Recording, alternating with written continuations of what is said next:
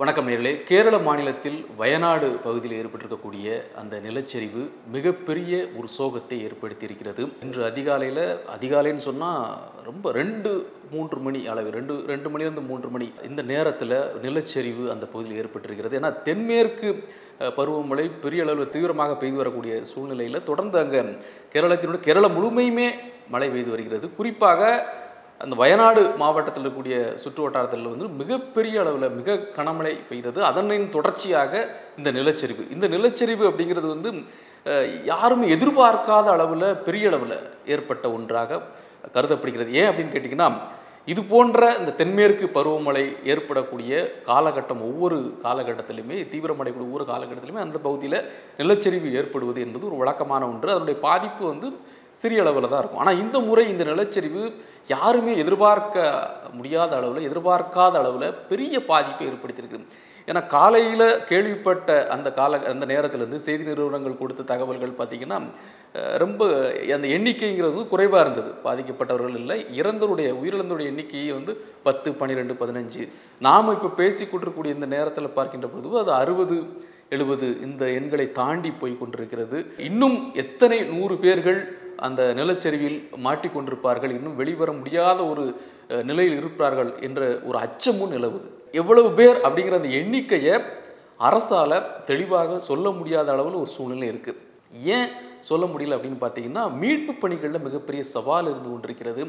தொடர் மழை, அதை தாண்டி சில இணைப்புகள் இருக்குல்ல, ஒரு இடத்துலேருந்து இன்னொரு இடத்திற்கு செல்வதற்கான அந்த பாலங்கள், சில முக்கியமான பாலங்கள் எல்லாம் கூட அடித்து செல்லப்பட்டதால் அந்த தொடர்பை கொள்வதற்கான அந்த மக்களை மீட்டு கொண்டு வருவதற்கான அந்த பணிகளும் சவாலாக இருக்கிறது. இது குறித்து இன்று மக்களவையில் மாநிலங்களவையில் எம்பிக்கள் தங்களுடைய கோரிக்கைகளை முன்வைத்தார்கள். பிரதமர் மோடி அவர்கள் கேரள முதல்வரோடு பினராயி விஜயனோடு பேசியிருக்கிறார்கள். நிவாரணம் அறிவிக்கப்பட்டிருக்கிறது. இது ஒரு பக்கம்.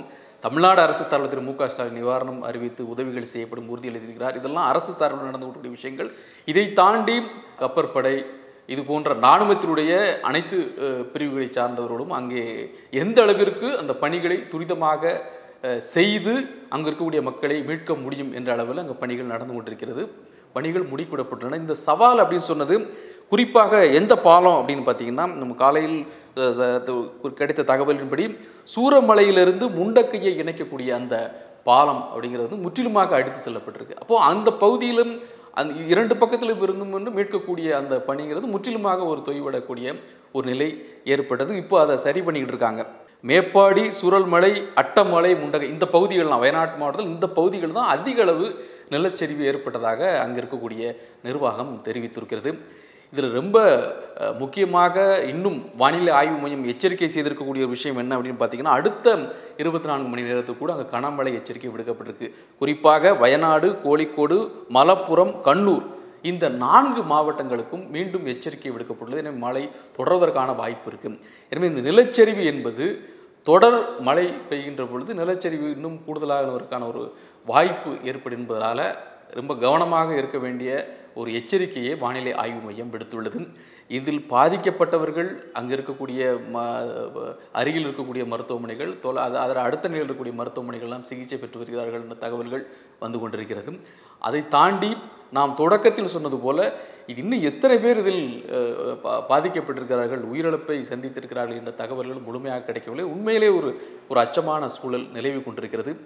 இந்த நேரத்தில் அரசு மட்டுமல்லாமல் கேரள அரசிற்கு பக்கத்தில் துணையில் இருக்கக்கூடிய அண்டை மாநிலம் இருக்கக்கூடிய தமிழகமாகட்டும் அல்லது மற்ற மாநிலங்களாகட்டும் உதவிக்கரம் நீட்டி வருகிறது. நாமும் கூட இது போன்ற ஒரு இக்கட்டான சூழ்நிலைகள், இயற்கை பேரழிவு நிலவக்கூடிய நேரத்தில் அந்த மாநிலத்திற்கு உறுதுணையாக இருக்க வேண்டியது மிக முக்கியமான விஷயம்.